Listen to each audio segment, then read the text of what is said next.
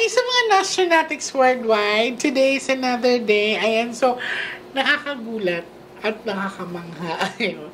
Well, ngayon, gusto ko siyang pasalamatan kasi they allow us to record the reading, no?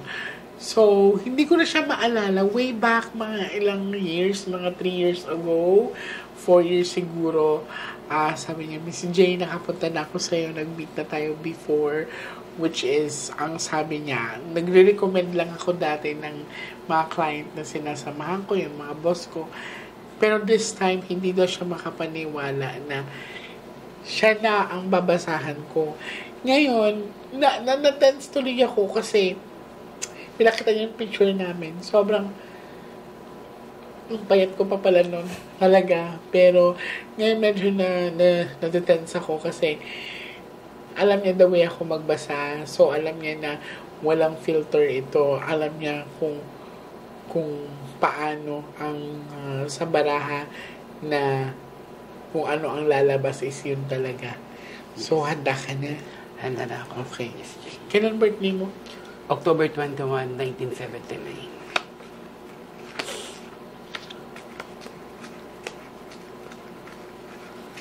At saka alam din niya kasi pag nagre-record ako, talagang nagpapaalam kami. And this is my consent. Kaya gusto ko din talaga magpasalamat sa kanya sa pagtitiwala niya.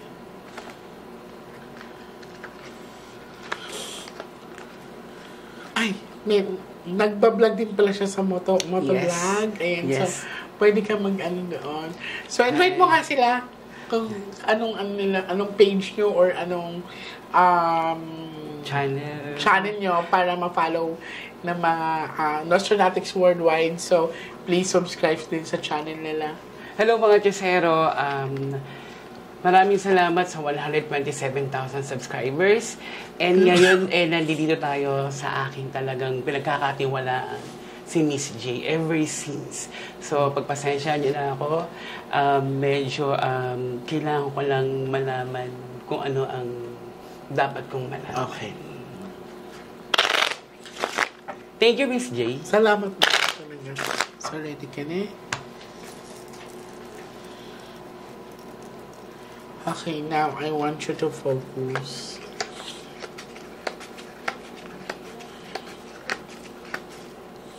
I want you to pick one card.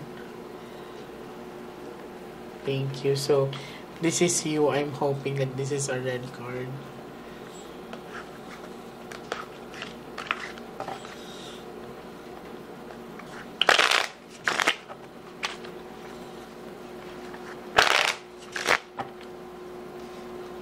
Cut the cards into three.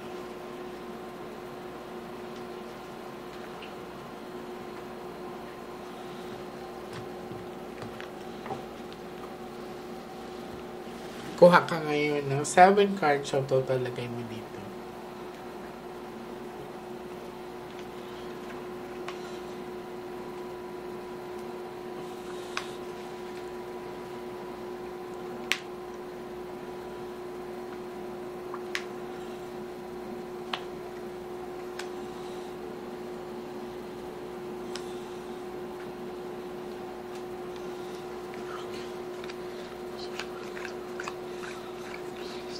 So, this is you. I'm hoping that this is a red card. Okay. It's a red card naman kahit pa paano gumagaan naman or magaan yung aura mo. Money.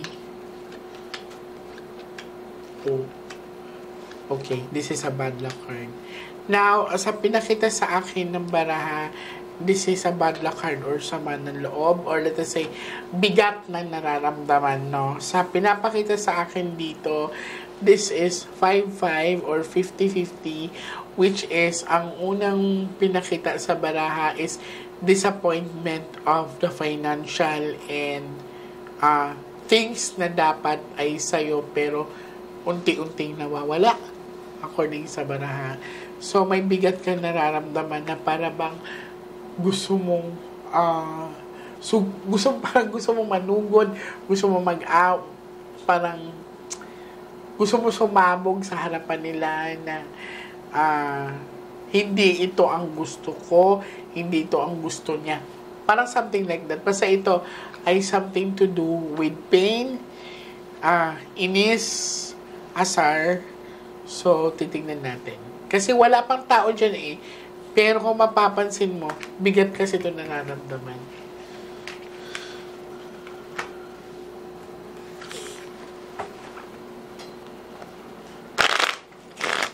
May sadness ka.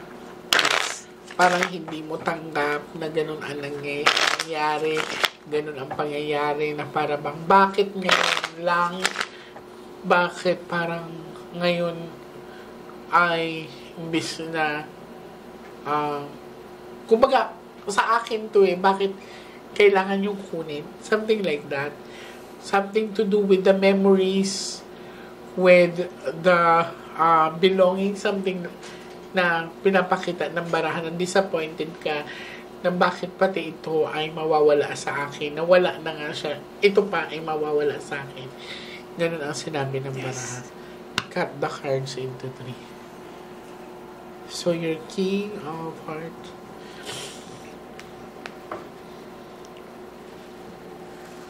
Kuha ka ng 9 cards of total, lagay mo dito.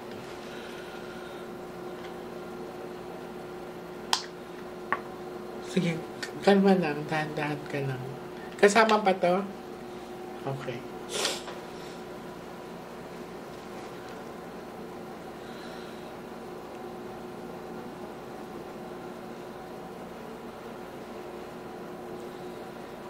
Nine cards.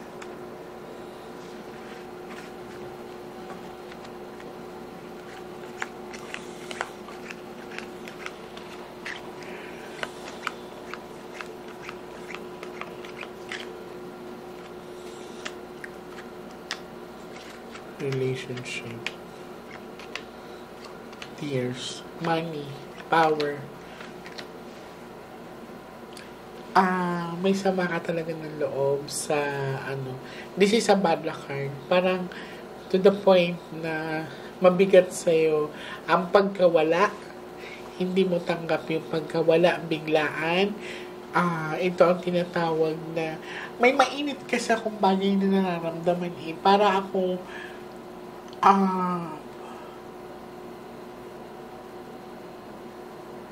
para akong niliyaban, para akong nasunog, parang it's something to do with fire. Pero beyond that, sa pinakita kasi ng barahan, darling, sa nangyari dito, kasi this is a bad luck card, so biglaan, meron pang dumagdag sa sama ng loob mo. Tama po kayo. Tama po yung nakita po ninyo. Miss G. Ano nangyari? Bakit ganito kabigat yung nararamdaman mo? Bika partner po ako for 14 years. Wala kang talang gamit niya?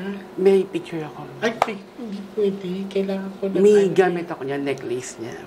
Hindi, kailangan natin ng damit. Pero sige, go ahead. So, may partner ka. Wait lang, may partner ka. Ano ang kinalaman sa naramdaman kong init, fire, na para akong niliyaban? What? March 20, nasa work ako, and then siya nasa bahay as a call center, and umaga yung uwi niya. Mga bandang alauna, ka-text ko pa yan kasi nagsasabi na kakain na ako, kakain na kami. Mga bandang 2 to 3 p.m., wala na akong natanggap na mga text. So, I assume na baka natutulog na. Baka pahinga lang siya. Pero nagulat ako, mga 4 p.m., tumawag ng ate niya na sunog yung bahay nila kasama yung partner ko, kasama yung parents niya. So nasunog siya. Kailan to nangyari? March 20. And then, ngayong year lang? Itong March 20, 2025. Saan lugar? Sa Coral Tondo. And ang dami nagpasa ng mga link sa akin na di ba merong news. Binalita na nagkasunog sa Tondo? Ang daming nilink sa akin. Hindi ko pinapanood hanggang ngayon kasi napakasakit po. Napakasakit po. It's very painful for you. Tama po kayo. Nasunog po siya kasama po ang kanyang mga magulang. Nanay, tatay? Oo po. Kaya napakasakit. Miss G. Masakit talaga. Kaya mabigat sa'yo to. Opo. Wala ka namang gamit na makukuha sa kanya kasi this is a bad luck card. So, ibig sabihin, hindi sila tahimik, hindi siya tahimik. Plus, isa pa na parang masama ang loob mo. Saan sumasama ang loob mo? Bakit may bigat ka nararamdaman din? Maliban sa, ito ang nangyari na confirm na nasunog sila. Bakit merong pang bigat na nararamdaman sa dibdib mo? Bigat. Kasi, Miss J, dahil sa 14 years namin mag-partner, and alam namin yung mga plano namin sa future namin. Oo. And yung mga, like yung bahay na ininvest sa Amaya I see. Cabuyao. Oo. And dahil hindi naman kami kasal. Oo, hindi kayo. Yeah, kasi same-sex relationship kayo. So, parang lahat ng mga maiiwan niya, hindi sa akin mapupunta. Pero hindi ko yun hinahabol. Pero hati kayo eh.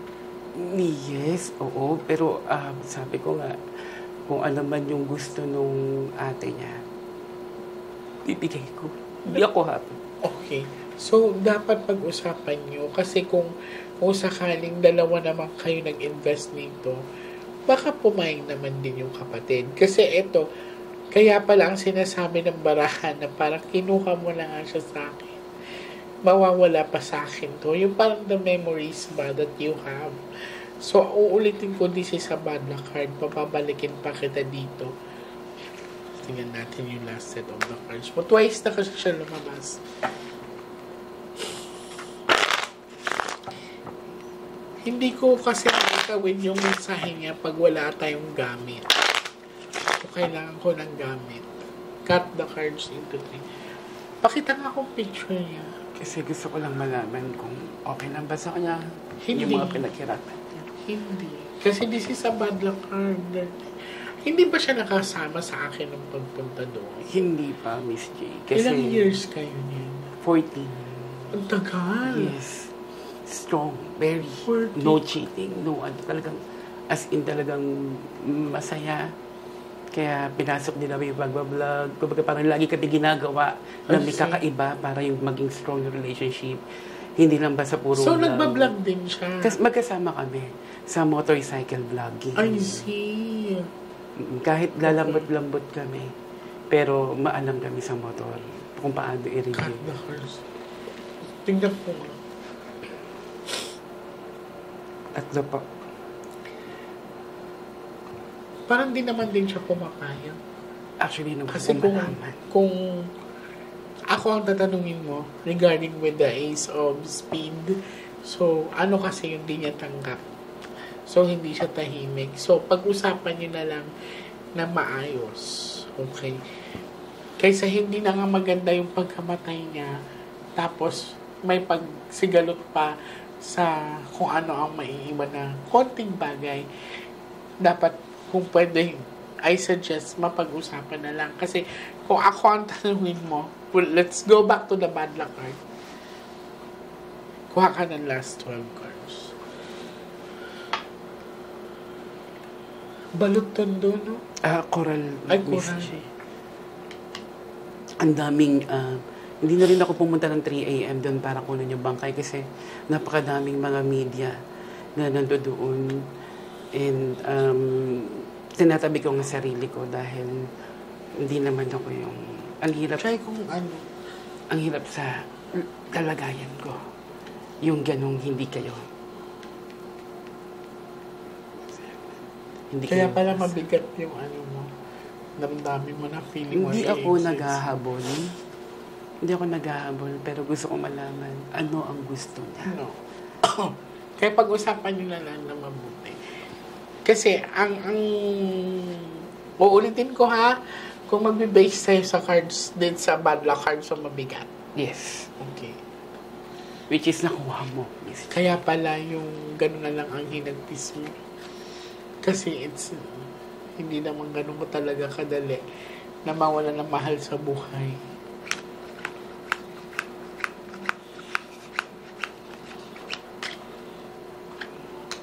O, 3 years old, di ba? Darling, pang ilan na to? Third. O, third na, di ba? So, wala akong control dyan. Money. So, actually, hindi siya papayag. May tampo din dyan sa mga kapatid niya. Okay. So, hindi ko... This is based on the cards, ha? So, kung mapapanood man doon ng family, ng kapatid, you are welcome to visit me kasi gusto ko din malaman bakit merong tampo or tinatawag na wall ang kapatid nyo sa inyo. Yan. Oh, this is a big amount of money. Let us say, kahit sabi na kayo itong big amount of money, this is includes with the property, personal belongings. Yan. So, pag-usapan nyo mabuti and then gusto kitang pabalikin pa dito, make sure makadala ka ng gamit niya kasi gusto ko siyang tawinin. This is the third time na lumabas ang bad luck card. Okay. So, dito, sa family, to be fair, you can visit me. Baka meron din ang gustong sabihin ang kapatid niyo sa inyo. Kasi dito, nagulat ako sa last 12 cards na parang meron siyang konting hinanakit or tampo. Ayan. So, sa ngayon, hindi ko pa masasabi kung anong puntulo ng pagtatampo ng kapatid niyo sa inyo. Pero, kailangan ko ng gamit. Mas maganda din na magsabay kayong pumunta kung okay lang sa inyo para malinaw ang dapat malinaw. Okay? Okay. Maraming salamat sa iyo, darling. Salamat po. Salamat, Miss J.